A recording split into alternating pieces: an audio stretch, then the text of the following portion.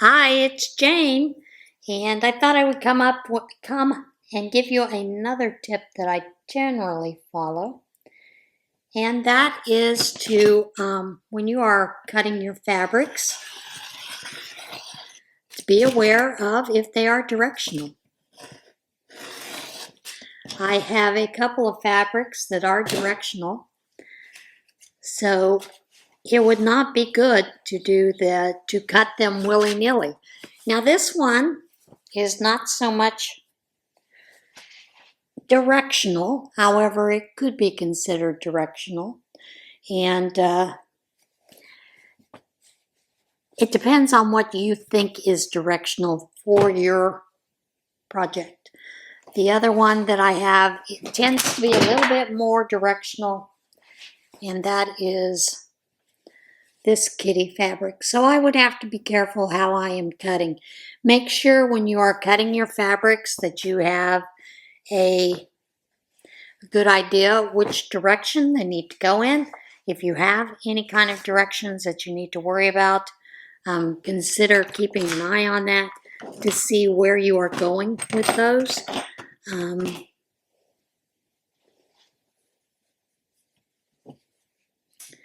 And also, I tend to do a lot of cutting ahead of time for projects. In other words, I know that like today I'm cutting fabrics for crossbody bags, and I'm making a couple of them. So I am going to cut each one of those, lay those out, all those pieces together, so I know what I have and know what I'm ready to do. I generally also have a notepad next to me that gives me an idea of how many I need to cut. I may need to cut 3 or 4. I may need to cut just 1.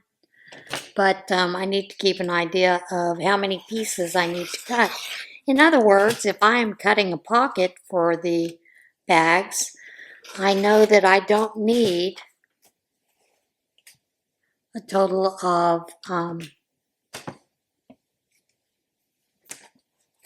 6 or 7 different cuts for that. I know that I only need 3 cuts.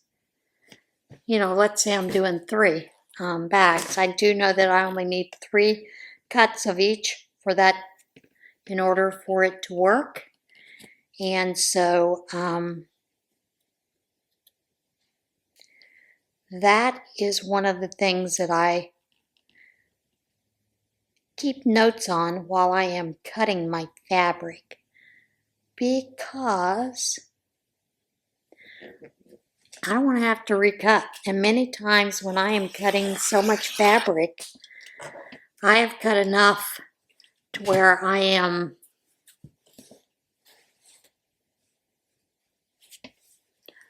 kind of confused at the end, for better words. Being older, I think I'm not as sharp in my mind sometimes. So like I said, I will package these. This is the bag, the outer bag, and this is the gusset for the bag. So I will line those up and get those squared up together, so I know that's what I need for that. Next I am working on pockets and the lining, and it's important to have an idea of how many that you need to get cut for that as well.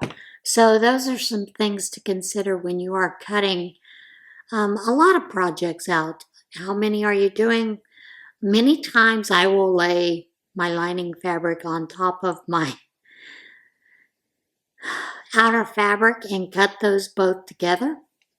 A lot of people don't like doing that, but I find that sometimes that just works better for me. It's a lot easier. I don't have to worry about if I'm going to have too much lining for too much bag or not enough bags. So I do that as well when I am doing this. But it's a good idea to have an idea of what you need, how much you need, those kind of things as well.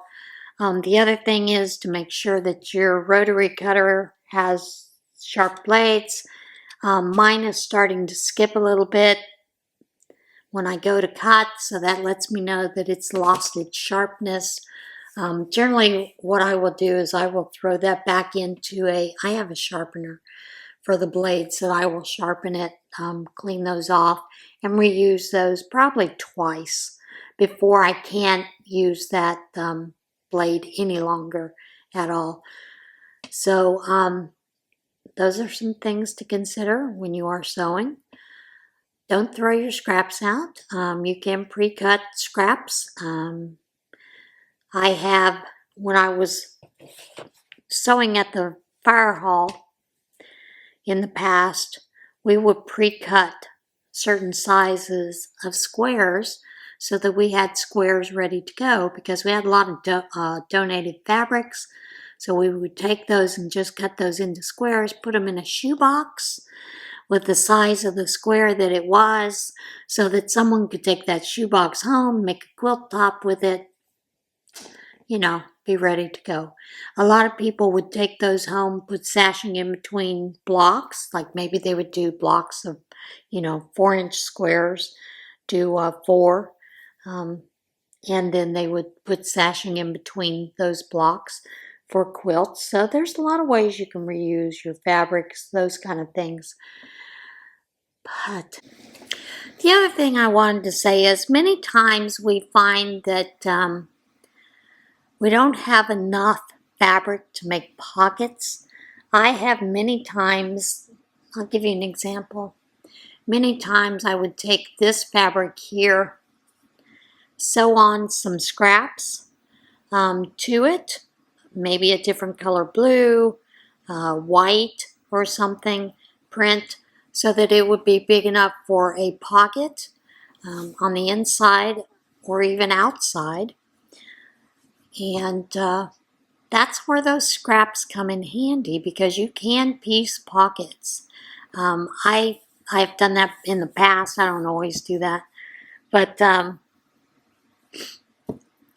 then you could just use, this as the front of your pocket for that size pocket. And then you could turn around and use your lining for the back of the pocket, because the only person that's going to see the back of the pocket in your purse or your bag is going to be whoever has that bag on them. One of the other things I have noticed, that for a lot of patterns, they call for straps that are like 50 inches long, and for you to use a slider so it's adjustable. 50 seems to be the normal that I see, and of course nowadays most fabric is only 40 to 42 inches. I have had a couple that have been 43 inches, but very rarely.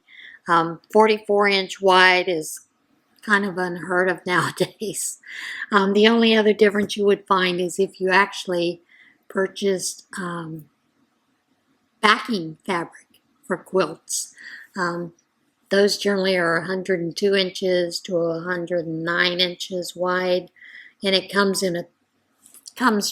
folded 3 times on the bolt, so it's easier to cut, those kind of things. You could use that certainly for your straps, but sometimes with straps you're going to have to piece those together, so you may have to cut 2 or 3 straps for that. This crossbody pattern that I'm doing calls for 50 inches for the crossbody strap, so I will have to cut 50 inches. Or I will have to use a cotton webbing, and of course the cotton webbing, I think this calls for a, let's see, straps. 1 inch by 50, which makes it a very small strap. So you could actually take a 1 inch twill and probably sew it in half, and that would work. Or you could actually fold it in. Twill is a little bit easier than cotton webbing. I do use sometimes for the cotton webbing, I will use a 1-inch cotton webbing or a 3/4 inch cotton webbing, and then kind of sew in the ends together so that they do make the right size.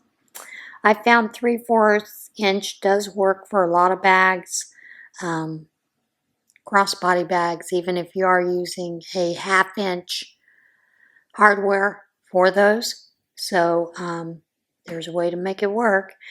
And of course, being a sewist, you know, we learn different tricks and tips to do that. And a lot of it is just learning those as you go.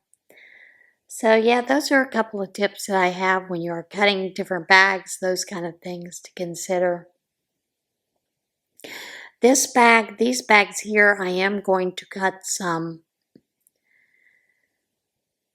straps for it. I do have some more fabric set aside for that, so I will do that with these. And yeah, I guess that's kind of all I got today.